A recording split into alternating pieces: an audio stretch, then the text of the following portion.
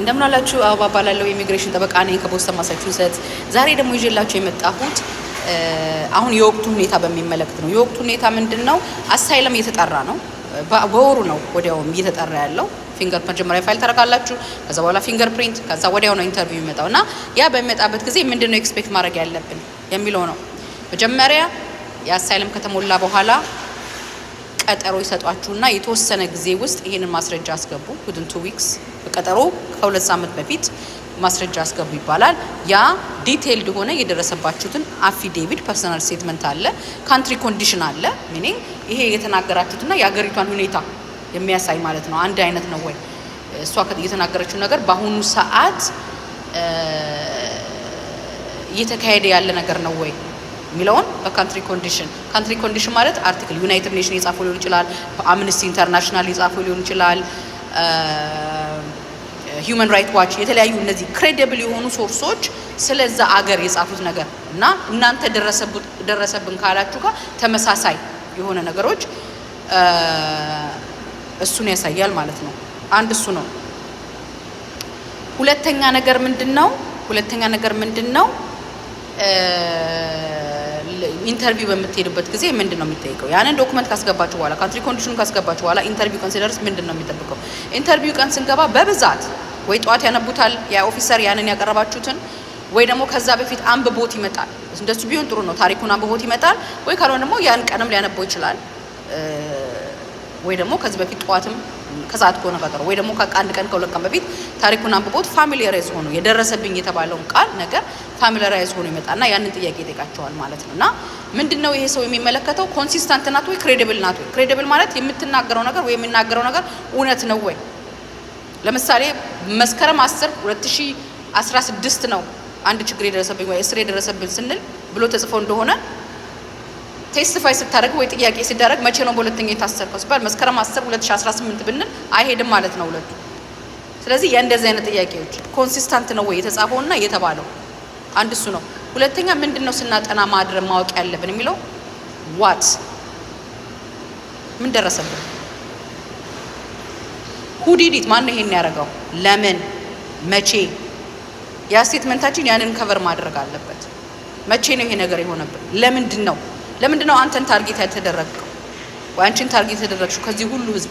ምንድነው አንቺ ለውጥ የሚያደርግሽ? ሳሪ መንግስት አንድ ነገር አድርጎብኛል እኮ ያ መንግስት አንቺን ለምን what are you different from why are you different from everybody else? ምናልባት የተሳተፍሽው ነገር አለ። ምንድነው የተሳተፍሽው? ለምሳሌ የፖለቲካል ሜምበር አባል ወይ የሆነ ነገር አባል ላይ ሆነ መቼ ነው ይሄን አባልነት የሰየውሽ? ይሄን አባልነት በምትሆኝበት ጊዜ ምን አደረግሽ? አንቺን ታርጌት ሊያደርግሽ የሚችሉ ነገሮች ጀነራሊ እንደዚህ ስለሆንኩ ብቻ እንደዚህ ደረሰብኝ በቂ አይደለም። it has to be detailed, it has to be explained። ያንን ተዘጋጅታችሁ መግባት አለባችሁ ማለት ነውና ያ ኢንተርቪው ካለቀ በኋላ ምን ይሆናል ለሚለው ነገር ሁለት ነገር አለ። አንደኛው ምን ይላል ኦፊሰሩ ካለቀ በኋላ ኖርማሊ ብዙ ጊዜ ወዲያው ውሳኔ አይሰጡ። በዚህ ቀን መታችሁ አንዳንዴ በዚህ ቀን መታችሁ ውሳኔ ውሰዱ ሊሉ ይችላሉ። ወይ ደግሞ ካልሆነ ወደ ኢሚግሬሽን ኮርት ሪፈር እናደርገዋለን ሊሉም ይችላሉ። እና ወይ ካልሆነ ደግሞ ሪኩዌስት ኦፍ ኤቪደንስ ይልካሉ ማለት ነው ኤክስፕሌን እንድታደርጉ። ሪኩዌስት ኦፍ ኤቪደንስ የሚላክላቸው ሰዎች ወይ ደግሞ ሪኩዌስት ኦፍ ኤቪደንስ ማለት ተጨማሪ ማብራሪያ የሚላክላቸው ሰዎች እና ይሄን አስረዱ የሚባሉት እነማን ናቸው? እነዚህ የሚባሉት ሰዎች ለምሳሌ ቪዛቸው ኤክስፓየር ሳያደርግ የ6 ወር ቪዛ ነው የሚሰጠው I-94 ላይ ስትገቡ ያ ቪዛ ኤክስፓየር ሳያደርግ ያ ነገር ኤክስፓየር ሳያደርግ ብታማ ያ ነገር ለማለት የፈለጉት ያ ቪዛው ኤክስፓየር ሳያደርግ ለምሳሌ በ2 ወሩ ኤክስፓየር ሳያደርግ ፋይል ብታደርጉ 2 month እና በ3ኛ ወር ብትጠሩ ወደ ኮርት ላይ ልኩት ይችላሉ። ይሄንን አስረዱን ብለው ያ ሪኩዌስት ኦፍ ኤቪደንሱ መልስ ካልተሰጠ ዲናይ ነው የሚያደርጉት ወይ ደግሞ አፕሩቭ ያደርጉታል። ስለዚህ ቪዛው ኤክስፓየር ሊያደርግ ሲል መምሏቱ ጥቅሙ ምንድነው? እስኪ ትጠሩ ቪዛውን ፊንገርፕሪንት እስክትሰጡ ምናምን ያለው ጊዜ ወደ ጊዜውን የቪዛውን ሰዓት ያሳልፈዋል። ከዛ በኋላ ወደ ኮርት ይሄዳል ማለት ነው። አትሊስት ሁለተኛ ቻንስ ይሰጣቸዋል ኢሚግሬሽን ኮርት። እና ብዙዎቻችሁ ከዚህ በፊት እንደዚህ አይነት ኤክስፔሪየንስ ያላችሁ ሰዎች ብትመለከቱ ዩኤስሲአይኤስ ኦፊስ ቢከለክልም እንኳን ኖርማሊ ኬዙ ጥሩ ከሆነ that's what's so important ኬዙ ጥሩ ከሆነ ኢሚግሬሽን ኮርት ላይ ታልፋላችሁ ልታልፉ ትችላላችሁ በደም ተቀርቦ ገባ ማለት ነው። ለዚህ ነው መጀመሪያ ላይ የሚገባው ኬስ it's so important even though ምንም አይደለም ዩኤስሲአይኤስ ኦፊሰሩ ዲናይ አድርጎት ወደ ኮርት ቢልካው የመጀመሪያ ኮርት ግን የገባው ዶክመንት ግን የገባው ታሪክ ግን ክሬዲብል ከሆነ ጥሩ ከሆነ አሳይለም የሚያሰጥ ከሆነ ኢሚግሬሽን ኮርት ሄዳችሁ ልታገኙ ትችላላችሁ ማለት ነው። እና ሜቢ ዩኤስሲአይኤስ ኦፊሰር ዲናይ አድርጎት ዲናይ አደረግነው አይደለም እዛ ላይ ለተጨማሪ ነገር ሪፈር ቢያደርገው ለምሳሌ ኦኬ በዚህ አሁን እኛ ኢሚግሬሽን ኮርት እንዲያየው እንፈልጋለን ይሄን ኬስ ብለው ሪፈር ቢያደርገው አትደናገጡ። ሆፕፉሊ ይሄ ኬዝ መጀመሪያ ላይ የገባው ጥሩ ኬዝ ከሆነ አሳይለም የሚያሰጥ ኬዝ ከሆነ ለምሳሌ በፖለቲካል ኦፒኒየን በፓርቲኩላር ሶሻል ግሩፕ የሚባሉ የተለያዩ ኤሌመንቶች አሉ ያንን አሟልቶ ታሪኩ የደረሰው ነገር በጣም ከህጉ ያልወጣ ከሆነ ተስተመኒውን በጣም ያልከፋ ከሆነ ኢሚግሬሽን ኮርት ላይ ተዘጋጅቶ ገብቶ የመሰጠት ቻንስ አለው ብዙ ጊዜ። እና ግን ዋናው ትልቁ ነገር ይሄ እንደዚህ ያን ነገር ፕሪፓሬሽን የሚያስፈልገው አሳይለም ያለ ጠበቃ ይገባል። ኢንተርቪው ስትገቡ ያለ ጠበቃ ገባለሁኝ የሚል ነገር እንኳን ቢል ስፔሻሊ ኢንተርቪው መጀመሪያ አሳይለሙን ግን በደንብ መጻፉን ፕሪፔር መደረጋችሁን ወቁ። እኔ ያለ ጠበቃ አሳይለም መስራት ይጎዳል እንጂ አይጠቅም።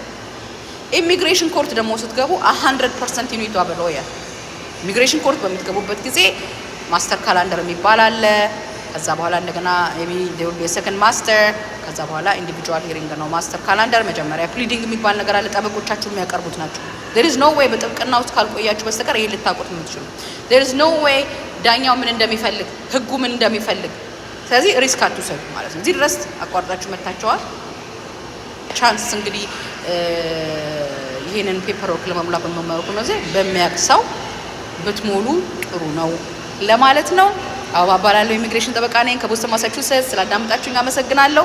ስልኬ 774-282-0019 774-282-0019 ደናዋሉ።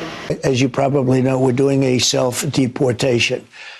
And we're going to make it comfortable for people, and we're going to work with those people to come back into our country legally. Well, we're starting it. We haven't started it right now. We're getting the murderers out.